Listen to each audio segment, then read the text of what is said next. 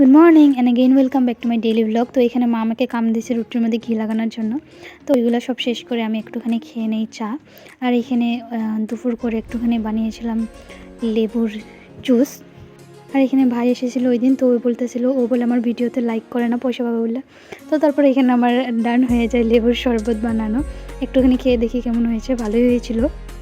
খারাপ আর থোড়ি কম, নিজের হাতে বানানো সব কিছু ভালোই লাগে, কে আর খারাপ করবো বলো। তো আমারটাও ভালোই হয়েছিল। আর এখানে আমি ভাইয়েরও রিভিউ নিতেছিলাম যে কেমন হয়েছে বলতো। আর ওই দোকান থেকে দুপুরবেলা করে এগুলো কিনে নিয়ে আসে, তো এইগুলো অনেক দিন পরে খেলাম, এখন তো দেখাই যায় না। তো তারপর এখানে ওকে সানবান করে আমার লিপ গ্লসটা একটুখানি করে দেই। তারপর লাঞ্চ করে যা ভিডিও ক্লিপ আমার কাছে নাই, তো আয়সা দেখি ওই ঘুমিয়ে পড়ছে এইভাবে। তো ওকে মশার বসে টানিয়ে দিয়ে ঘুমিয়ে পড়ি দুজনে। তারপর সন্ধ্যাবেলা ঘুম থেকে তুলে নিয়ে আসি, কারণ এই দেখো রাগ হচ্ছে, কারণ ফুচকা খাওয়ার জন্য। আর এদিকে ও বলতেছিল ফুচকা খাবে না। তো এখানে আমার ঝুল বানানো অলমোস্ট ডান হয়ে গেছিলো। আর এই যে ফুচকা, দোকানের থেকে বাইরেরগুলো আমার কাছে অনেক টেস্ট লাগে, জানি না কেন। যদি তোমাদেরও এমন কারো বা হয়ে থাকে তো অবশ্যই কমেন্টে জানিও। তো এই তো ফুচকা রেডি। তো চলো খাওয়া যাক। আর এখানে খেয়ে দিয়ে সব কিছু শেষের পর আমি বিছনা টিছনা গুছে ঘুমানোর জন্য। তো গুড নাইট।